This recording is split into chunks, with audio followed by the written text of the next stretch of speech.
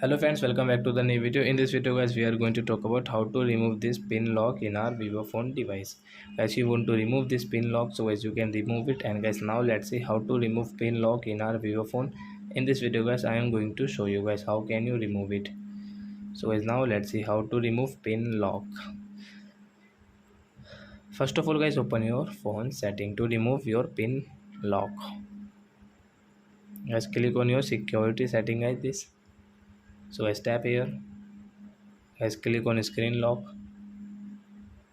Guys, enter your pin guys which you have, and as you can see this known and swipe option, so as you can choose anyone. So we will click on the swipe and guys delete option.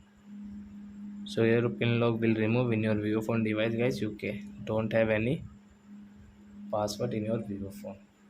So I hope friends you have understood how to remove pin lock in our vivo phone device. So that's it guys, thanks for watching. Now we will meet on next video with new topic. Before going guys, please go and like my video, subscribe my channel. Bye bye friends.